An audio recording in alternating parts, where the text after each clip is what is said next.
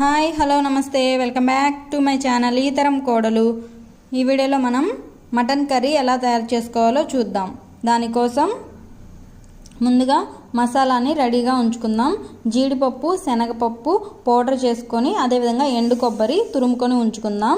అల్లం వెల్లుల్లి పేస్ట్ ఫ్రెష్గా దంచుకొని ఉంచుకుందాం. గరం మసాలా కోసం ధనియాలు, జీలకర్ర, చెక్క, లవంగాలు, యాలుక, మిరియాలు ఫ్రై చేసుకొని పౌడర్లా చేసుకొని రెడీగా ఉంచుకుందాం.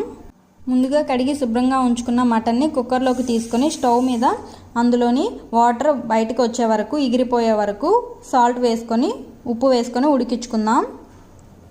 ఇలా వాటర్ అన్నీ ఎగిరిపోయిన తర్వాత అందులో కొంచెం నూనె, కొంచెం పసుపు, రుచికి సరిపడా కారం వేసి ఒకసారి బాగా కలిపేసి మూత పెట్టి ఒక 2 నిమిషాలు అలాగే మగ్గించుకుందాం. ఇలా మగ్గిన తర్వాత కారం, ఉప్పు, పసుపు అన్నీ ముక్కలకి బాగా పడతాయి. ఇలా పట్టిన తర్వాత మనం అందులోకి 1 గ్లాస్ వాటర్ పోసుకొని విజిల్ పెట్టుకుందాం. ఒక 7 నుంచి 8 విజిల్స్ వస్తే మటన్ బాగా ఉడుకుతుంది. ఇలా ఉడికిన తర్వాత మనం ఇందులోకి ముందుగా రెడీ చేసి పెట్టుకున్న గరం మసాలా పొడి, అదేవిధంగా మనకి గ్రేవీ థిక్గా రావడం కోసం జీడిపప్పు, శనగపప్పు పౌడర్ చేసుకున్నాం కదా, ఆ పౌడర్, ఎండు కొబ్బరి పొడి ఇవన్నీ వేసుకొని అందులో కొంచెం అల్లం వెల్లుల్లి ముద్ద, అదేవిధంగా కొత్తిమీర వేసుకొని ఒకసారి బాగా కలిపేసి మనం మూత పెట్టి ఒక 2 నిమిషాలు మగ్గనిద్దాం. ఇలా మగ్గినట్టయితే మనకి ఎంతో టేస్టీ అయిన మటన్ కర్రీ రెడీ అండి.